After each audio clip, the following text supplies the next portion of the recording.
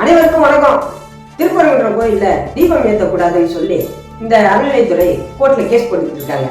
பொதுவா இந்துக்களுடைய கோவில்களுடைய சொத்துக்களை பராமரிக்கிறதுக்கும் மீட்டெடுக்கிறதுக்கும் பாதுகாப்பா இருக்கணும் இந்த அறநிலையத்துறை.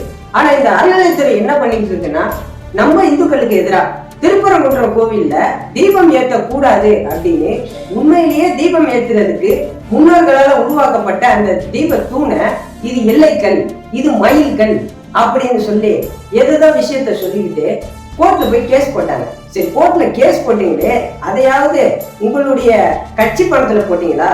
இல்ல, அத திருப்பரங்குன்றம் கோவிலுக்கு எதிரா திருப்பரங்குன்றம் பக்தர்களுடைய காசை எடுத்து 25 கோடி செலவு பண்ணியிருக்காங்க. இது எப்படி இருக்குன்னா, நம்ம சவுக்க எடுத்து நம்மளே அடிக்கிற கதையா இருக்கு. ஆனா இப்ப மதுரை உயர்நீதிமன்றமே சொல்லிட்டாங்க, இது முழுக்க முழுக்க அரசியல் காழ்ப்புணர்ச்சிக்காக போடப்பட்ட வழக்கு. நீங்க அந்த தீபத்தூண்ல தான் விளக்கேற்றணும்.